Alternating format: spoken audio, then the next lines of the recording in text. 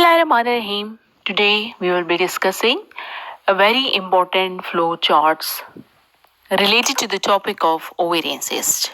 Basically, the ovarian cyst management is not same in each and every group of patient. We divide the patient into four main groups in order to understand its management. Means we will discuss the ovarian cyst in adolescence based upon the talk article, ovarian cyst in premenopausal and postmenopausal women based upon the RCOG guidelines, and ovarian cyst in pregnancy based upon the talk article.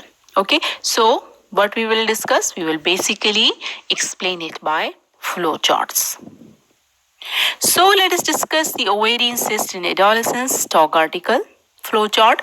Okay, so coming from top to bottom, try to understand this flow chart. Okay, first of all, there is referral and presentation of ovarian cyst in adolescent girls. We will divide the patient into two main groups, whether they are asymptomatic or they are having acute abdominal pain. Okay, so first of all, let us imagine that patient is having emergency acute abdominal pain or suspicion of torsion. Okay, so we have to manage them. Okay, then first of all, we will do imaging to inform surgery if available within 4 hours or of admission and clinical conditions permits. Okay, so what we will do? Ideally, we will do laparoscopic surgery where possible. Ovarian sparing surgery, request on-call gynecologist for input. Okay, so we will do urgent surgical management. Okay, if laparoscopic facilities are not available, we can even go for laparotomy in order to save the life of patient. Okay, next is that if the asymptomatic woman, okay, who are having pain in abdomen, menstrual problem, and precocious puberty symptoms, but they're not having acute abdominal pain. What we will do in that case? We will do transabdominal ultrasound. Okay, and we will find out the size of the cyst. Okay, if the patient is having simple cyst of 3 to 5 centimeter, what we will do, we will discharge her by saying that she needs a rescan in 3 months for reassurance, and premenarchal girls review in specific PHG clinic. But what we will do if the cyst is of 5 to 7 centimeter? If cyst is of 5 to 7 centimeter, we will check is she symptomatic or not. If she is asymptomatic, we will again tell her that she needs rescan in 3 months' time. Okay, in 3 months' time, if that resolves, then we can discharge her. But if that persists, we will do the tumor markers. MRI can be considered. Okay, so simple cyst is symptomatic. If after 3 months it resolves, then discharge the patient. If after 3 months it persists, then tumor markers, okay, and MRI are considered. And at the same time, if the simple cyst is of 5 to 7 centimeter and the patient is symptomatic, then we will go for tumor marker and MRI should be considered.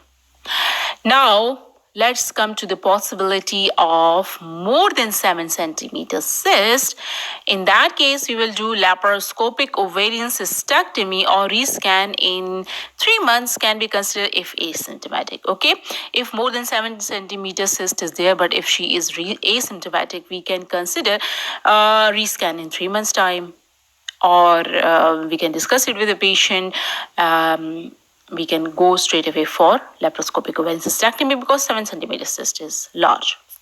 Now, another thing is that if we do transabdominal ultrasound of the patient who was asymptomatic, then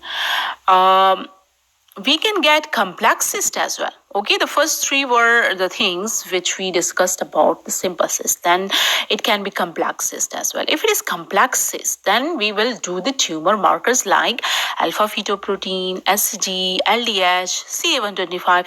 MRI is also required. Okay, now suspicion of cancer, we will discuss. We will discuss it in MDT, multidisciplinary team meeting, gynecology and oncology MDT. Okay, but if we don't have any suspicion of cancer, but if the patient is symptomatic more than 5 centimeter, we can consider laparoscopic cystectomy.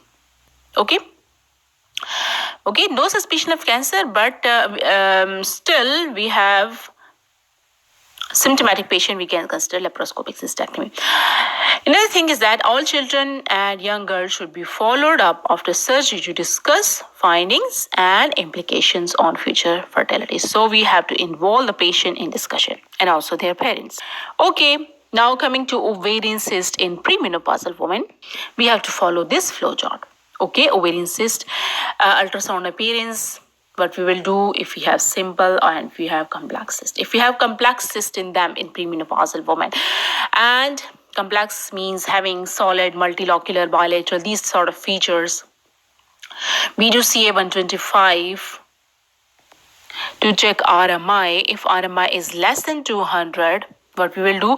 We will do surgery, laparoscopic surgery, okay, and if the patient is of less than 40 years and fertility consideration are there, then we can consider ovarian cystectomy if possible.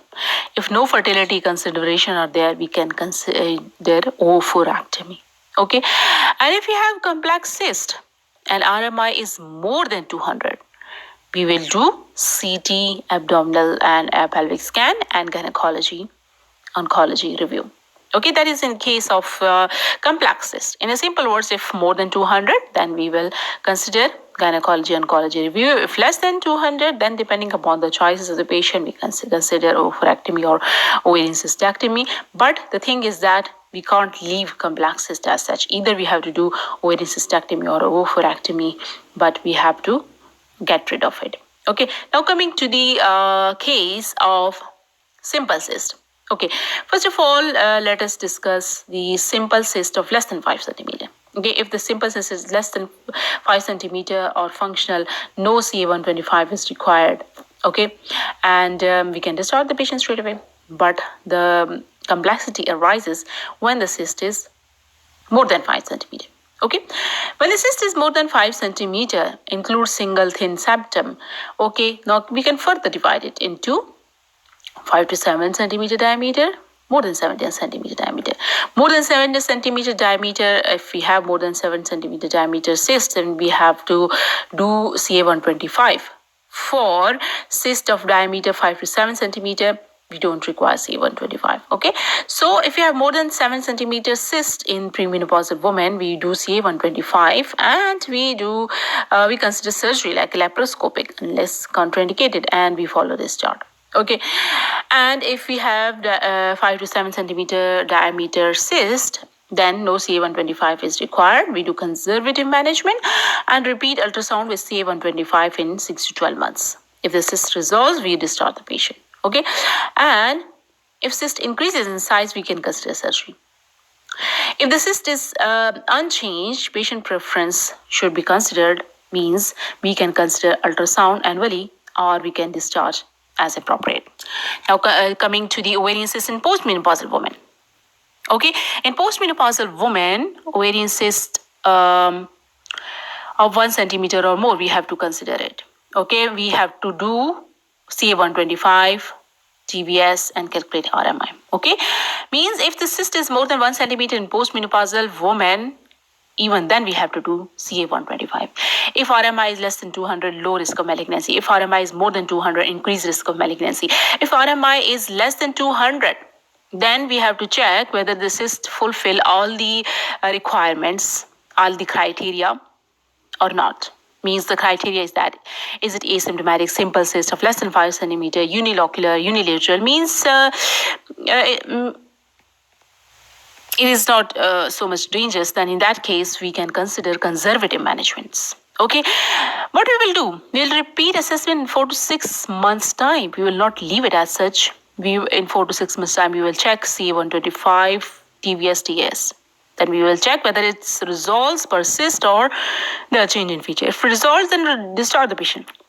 If there are changes in features, consider intervention.